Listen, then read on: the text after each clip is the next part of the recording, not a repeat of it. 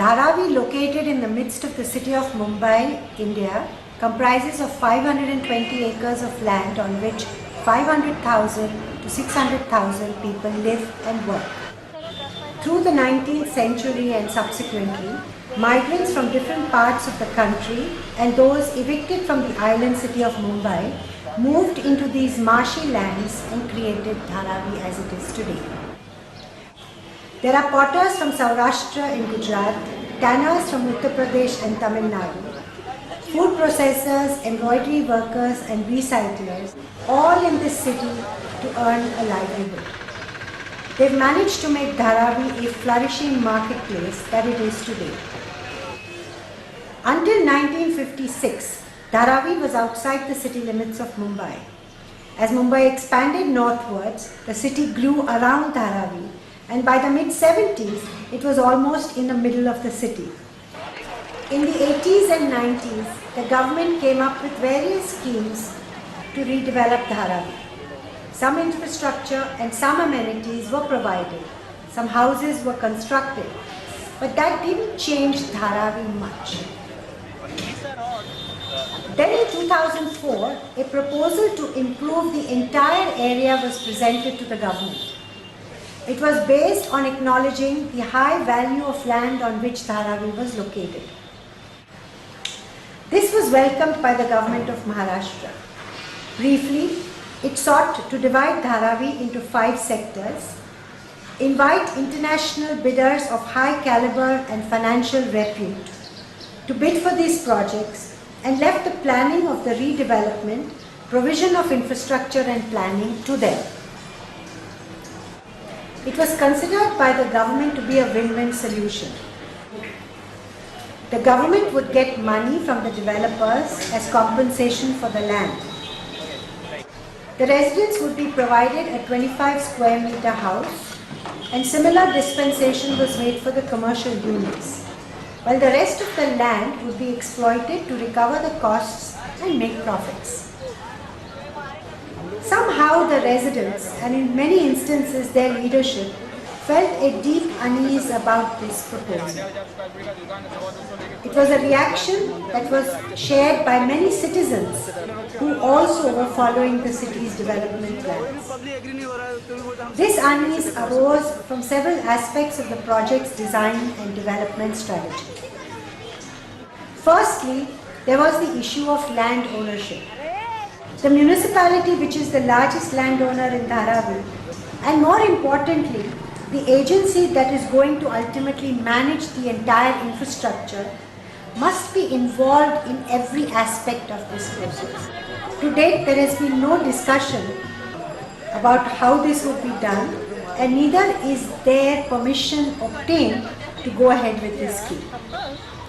Secondly, the city has a slum rehabilitation plan in which the slum dwellers in any case get a 25 square meter house. Why were they getting what they would be getting anyway when the private sector and the government would make so much money? Thirdly, there was no census of structures. All informal settlements have structure owners, renters and subtenants. There has been no clarity of who of these are entitled to an alternative. Subsequently, such a census was done. But the question remained, how was this project going to go forward if a majority of the households either didn't want to participate or didn't have the necessary documents to get this entitlement? Fourthly, it is estimated that it provides work on a daily basis to 100,000 others who come in for employment. The plans do not demonstrate how these kinds of workplaces can be protected and facilitated to grow. Now, this is vital in a situation where the livelihoods of such large numbers is concerned, to deal with the probability that the destruction of this workplace can have huge economic and social and political implications. The residents of Dharavi and citizens concerned with the development of Dharavi want a more nuanced and actively responsible stance from the government. This includes, first of all, a clear understanding of the internal community formations within Dharavi, which must be seen as a town rather than a sea of slum dwellings.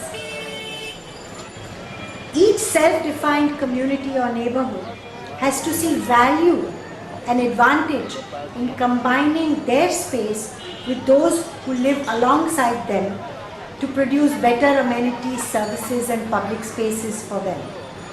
Residents' associations must be involved in exploring the entire transition process, from moving to transit houses, from dealing with how livelihoods would be affected and then relocating to their homes.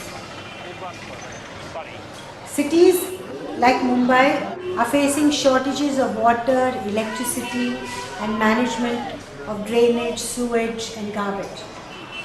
These have to be considered while designing amenities and services and looking at the number of floors that this housing project can take. Given the size of this population and the project, it is the responsibility of the government and the residents to first undertake small pilot projects to examine the validity of the assumptions on the basis of which this project can be taken forward. This has huge implications for any large brownfield project of slum upgrading anywhere in the world, as more and more large slums come within city limits and their land values increase, and this propels interventions that work for investors and the city but rarely for the residents. Who is to take charge of addressing all the risks and uncertainties of disrupting so many people without having clear and demonstrated knowledge of how to manage these risks in the midst of economically uncertain times?